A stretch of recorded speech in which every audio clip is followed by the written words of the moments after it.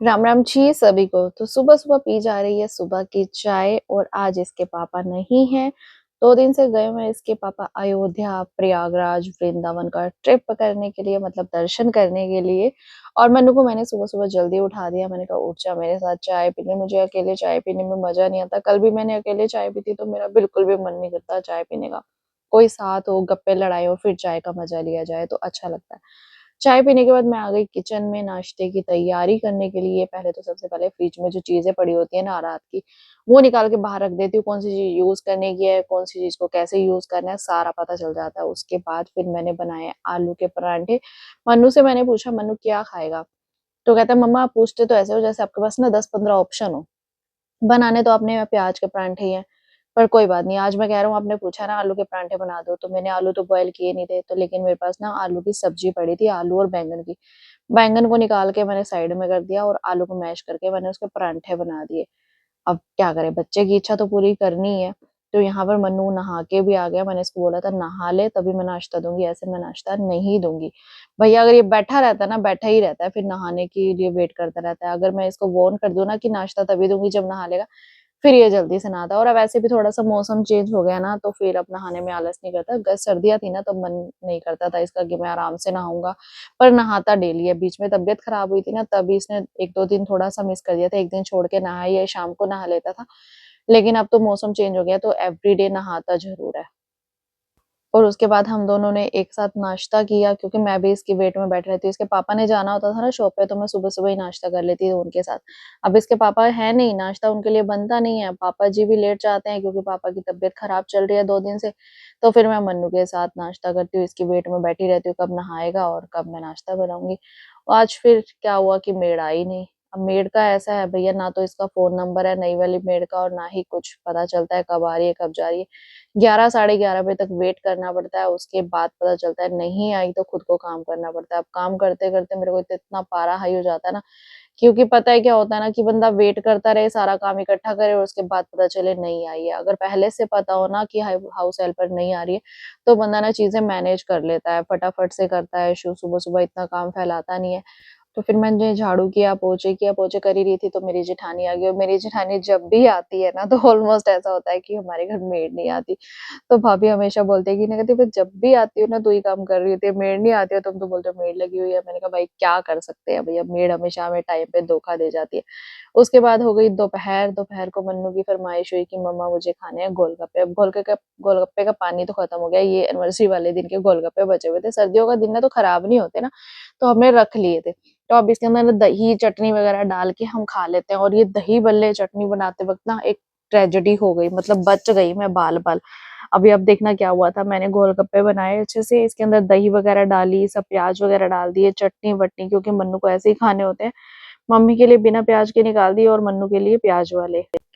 मुझे तो इतने ज़्यादा ना अच्छे नहीं लगते, जब आप बार-बार खाने, पानी वाले तो अच्छे लगते हैं, लेकिन दही वाले ना इतने ज़्यादा अच्छे नहीं लगते। और डेली-डेली मेरे से नहीं खाए जाते, मेरे मुँह में पता नहीं क्या छिल जाता है, इसलिए मैं डेली नहीं खाती हूँ, बस एक टेस्ट करने के लिए खाया। तो मन्नू ने बोला मम्मा हरी चटनी तो डाल दो, और मुझे फिर ध्यान आया कि हरी चटनी पड़ी है। जैसे ही मैंने हरी चटनी का डब्बा खोला, मतलब ऐसे ढक्कन खोला और ऐसे उछल के चटनी आई, क्योंकि ये बहुत खटास थी और इसके अंदर गैस भर गई और भाई चटनी ऐसे फट गई ना, तो शुक्र है कि मैंने जो है स्पेक्स डाला हुआ था, नहीं तो मेरी आँखों में ऐसे के ऐसे चटनी चली जाती। काफ़ी सारे छींटे मेरे चश्मे पे आ गए थे। और यहाँ पे सारे बर्तन-वर्तन, स्लैब वगैरह-वगैरह सारा गंदा हो गया था भई, इतना बच गई। और मेरे हाथ पे ऐसे लगा जैसे कि बोतल फट गई है। बोतल फटी नहीं थी, लेकिन जो ढक्कन है ना, वो मैंने हल्का-सा भी रोल किया था और वो एकदम से ब्लास्ट टाइप हो गया। तो ये देखो कैसे उछल के गई है। बचाव हो गया आज तो, नहीं तो भैया ये तो मेरी आँखें-वाँखें खराब हो जानी थी। मैंने चश्मा-वश्मा धो के साइड में कर दिया। मेरे चश्मे पे सारी चटनी-चटनी हो गई थी। अगर मैंने चश्मा नहीं डाला होता तो आज तो भैया मेरी आँखें सच में खराब हो जानी थी। ये तो वो होता है ना, भगवान किसी रूप में भी आ जाते हैं, पता नहीं चलता हमें। तो भगवान ने आज थोड़ा-सा बचाव कर लिया। इसके लिए भगवान का बहुत-बहुत, बहुत-बहुत वाला शुक्रिया। और यहाँ पर मन्नू को मैंने कहा तू तो खा ले गोलगप्पे भाई, मैं तो स्लैब साफ करती हूँ, उसके बाद ही मैं कुछ खा पी पाऊँगी। अभी मैंने खाना भी बनाना है, तो खाना भी बनाऊँगी। लेकिन शुक्र है कि कुछ ज़्यादा बड़ा वाला नहीं हुआ, बस थोड़ी स्लैब ही गंदी हुई, बाकी और कुछ नहीं हुआ। और अगर ये 2 दिन और पड़ी रहती तो शायद ये अपने आप भी फट जाती। पता नहीं छींटे कहाँ-कहाँ तक उड़ के चले गए, तो मेरे को ना डबल टाइम लग गया इसको साफ करने में। बहुत सारे गाजर का हलवा रखा था, गाजर के हलवे में भी बहुत सारी चटनी चली गई, तो उसको भी साइड से साफ करके निकाला। तो यहाँ पर साफ करते-करते मुझे कम से कम 20 से 25 मिनट लग गए, लेकिन क्या करें, अब पहले साफ करना था, उसके बाद ही दूसरा काम हो सकता था। ऐसे-ऐसे हादसे कई बार हो जाते हैं, पता नहीं चलता क्या होने वाला है, क्या नहीं होने वाला। लेकिन शुक्र है कि ये थोड़ा-सा बचाव हो गया इसमें, कि इतनी बड़ी बात नहीं है, बट मैंने आगे से ध्यान रखूँगी। ये खट्टी थी, तो इस वज़ह से ना इसके अंदर गैस भर गई और ये ऐसे ब्लास्ट हो गया। उसके बाद हमने खाना बनाया, फिर मैंने खाना खाया, मन्नू ने तो गोलगप्पे खाए और खिचड़ी खा ली थी। और उसके बाद हमने की 1-2 वीडियो शूट, क्योंकि अभी बहुत टाइम था। मैंने अपने यूट्यूब चैनल की 4-5 दिन से वीडियो शूट नहीं किया, तो फिर मैंने कॉमेडी वीडियो शूट कर ली। और जैसे मैं वीडियो शूट करके एडिट कर रही थी, तो हस्बैंड आ गए मेरे और मैं फटाफट भाग के आई, क्योंकि मेरे को लगा था कि शायद मेरे लिए कुछ लेके आए होंगे, बट मेरे हस्बैंड आ गए, वही बहुत बड़ी बात होती है। भाई चिंता हो जाती है, क्योंकि इन्होंने ना 2 दिन में 3-4 जगह का सफ़र कर लिया। जैसे ही मेरी सुबह नींद खुलती थी ना 6 बजे, 5 बजे, मैं फटाफट से फ़ोन मिलाती थी, कहाँ पे हो, ठीक हो? रात को सोने से पहले भी, बीच में भी नींद खुलती थी, तो मैं कई बार सोचती थी फ़ोन मिलाने का, लेकिन नहीं मिलाती थी कि बाय चांस बंदा ना घबरा जाता है कि क्या हो गया। तो ये मेरे लिए लाए हैं प्रयागराज का मतलब जल, जो संगम जल होता है ना, जिससे कि हम स्नान कर पाएँ। अब गए तो है नहीं हम, लेकिन घर पे ही जल आ गया, तो इसी से हम घर पे स्नान कर लेंगे। शायद इसी का 1% पुण्य तो हमें मिल ही जाएगा।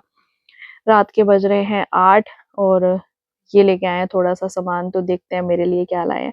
तो ये मेरे लिए लाए हैं इमली, क्योंकि मुझे इमली बहुत ज़्यादा पसंद है, और मन्नू के लिए लाए हैं चॉकलेट।